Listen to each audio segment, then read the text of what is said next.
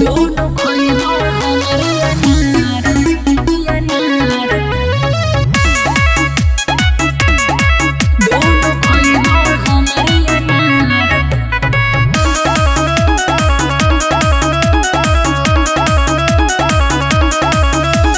ताजा बावे अभी हमर माल हो, ले लो आज मिली नहीं काल हो।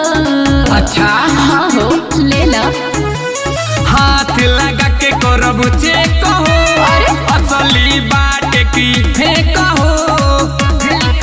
अरे जेतना मन कर ले लो, ई बेकार न होई।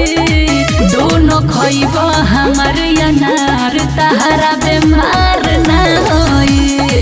दोनों खइबा हमर अनार, तहरा बेमार न होई।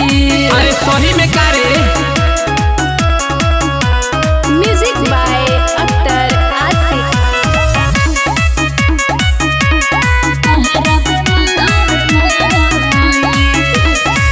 हमारा नियन माल बाबू कतहु न पैबा हो।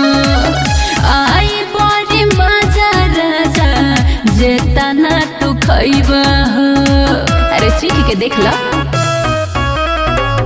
आपन सामान तू दे खाओ उघार के। लागो तारू फरज तू तो मीना बाजार के।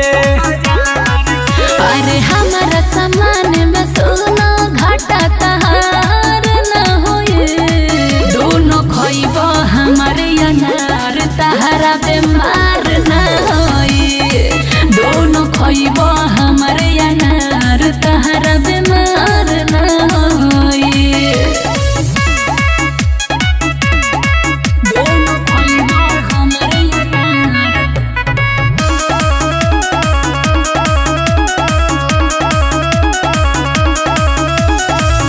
राजू बाबू राइटर भरल रस पोरे पोरबा। हमरो ई माल राजेंद्र सबसे बिजोरबा। हे बाबू सुना हो, लागो तावे जेब हमार करबू तू खाली हो। गो की फसावे लूला गा के ओठ लाली हो।